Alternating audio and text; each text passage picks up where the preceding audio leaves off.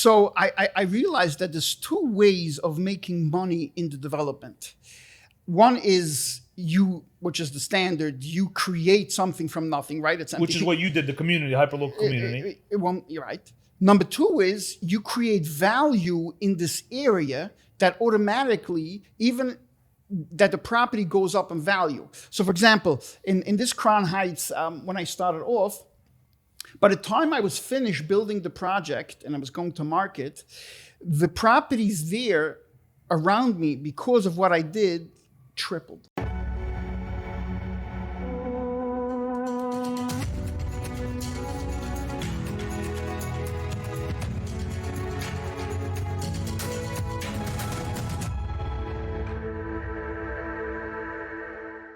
Let's get to vision for a second, okay? So you went from Pacific Blue to Hello Living, okay? Because of Brownstone, the way you mentioned it. And you had this concept of developing a very hyper local community, which I guess worked for Pacific Blue. Now you're going downtown and you start seeing the challenges, you start seeing maybe the difficulties, and you start growing. How did that Hello Living mantra develop through time, right? How did it develop? How did it expand? What became different about Hello Living? Is that mantra still alive today? Has it grown? Tell me about that. So where did Hello Living begin? So Hello Living began, once I was recognized that I'm not just a developer, but I'm a game changer, and I changed the areas, that opened up. I didn't realize how much the marketing, how valuable it was, but that opened up that I was approached by so many who were interested in what I'm doing and how I'm doing it, which opened up the door for equity. I mean, and that's every developer's dream, right? That in order for people want to invest into you, people want to invest, and from there, I like the idea of allowing small investors to come in and be part of it. Okay, but what motivated them to come to you? For what concept? What were you selling at that point in downtown Brooklyn? Because they were seeing somebody who came into a neighborhood that didn't even afford to be able to build such buildings in this area because it didn't make any sense.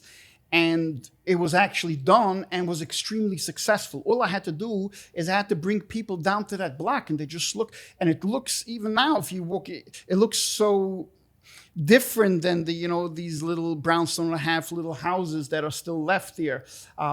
It was very polarizing. These buildings look extremely different. So, and people, wow, and they would say all the same thing. How did you think of coming here? What made you? So all of this turned out to be the best promotion for me, and people started throwing money. And people started throwing money. They started throwing money because they believed in you, one. Because they believed that if they're going to give me money, I will see it through to the end. So you were a good executioner. Yes. And then we started in 2012. I started a new project. It started going to Crown Heights, which also I was able to buy the property for very cheap. Very, very cheap. How important is cost basis in purchasing the property? How important was it at that time, and is it still important today? So I realized that there's two ways of making money in the development. One is which is the standard, you create something from nothing, right? Which is what you did, the community, hyperlocal community. You're right. Number two is you create value in this area that automatically, even that the property goes up in value. So for example, in this Crown Heights, when I started off, by the time I was finished building the project and I was going to market, the properties there around me, because of what I did, tripled in price. So when I paid $3 million, I wanted to buy myself after I was finished another project, and they were for similar size, and they were already charging. They wanted $9 million. I think it went for $8 million in the end. It tripled. So I realized that if I can continue doing this, going not too far off, but just a few blocks off where It's there's already a demand, and I can pick up properties for so much cheaper, and I can create the same momentum, and I have already a following that people liked. And again, I also tried to build units that are very different. Most of my units are floor through. You don't have these. Most buildings are built like a C or a H, where you have 25% facing front, 25% facing back, and 50% facing in the inner courts. Nah, I didn't want that. Every single unit had to be floor through by me. You had to be able to see from the front to the back. Interesting. And to design one house floor is very easy, but to design it in a building is extremely difficult. Eventually, I moved to a bigger concept. Elevators, private elevators. Elevators open up. There's a few banks of elevators, and they open up directly into your apartments. So that's the concept you created in Brooklyn. I created this concept with these big balconies, and somewhere they open up onto the balcony. I created all kinds of different types of. So I had no competition. That was also my trick a little bit, because if somebody wanted something a little bit different, right, they came to my building. So Interesting. To point out what you were saying is, like, when I was building on Pacific Street, there were always other developers that say, hey, look, this is a happening area. Let me buy a little small property, let me build something, and let me ride the train along. Did you have any investors that were your competition? No. So. But what happened was, they just thought that because I'm building and they're going to build, it's going to be the same thing.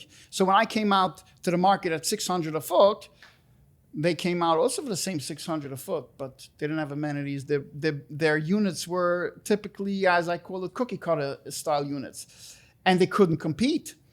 And they had to drop to 5, and they still couldn't compete and sell. So at one point, comes over to me and it says, look, I need you to help me out here. Put your name, add my building in your portfolio, make it like it's part branded. of that. Branded as the Hello Living building. Interesting. And Who I'm told you that first? Who told you that first? This was this developer that bought a piece of property that was building next to me on You had Pacific such Street. brand recognition that they asked you to brand Asked me it. to brand it, and I said, I can't. You don't understand. It's not my brand, Hello Living. It's the concept. Look at the building. Look at the units. Look at the units that I'm making. Look at the units that you're making. They're not the same. It's not the same. Like, I had, everything was like more, again, at that time was more polished concrete floors and stuff like that. He had still like didn't even put even like the regular woods. Like, it didn't even, everything I did was very new and open space. And open, others again, couldn't compete floor with it. through units with like, and it couldn't compete. So like, I told him, I'm not going to help you by putting it. So for how long, so it went from 2005, 2009, 2012. So between 2012 and 2020, you were building up. What was happening?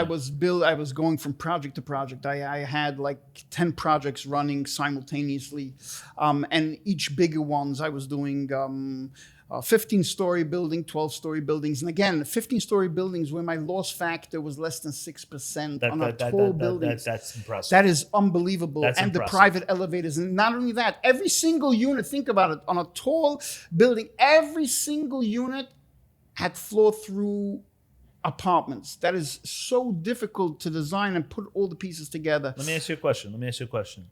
Between 2012 and 2020, we'll do cut off at COVID for now, okay? Right.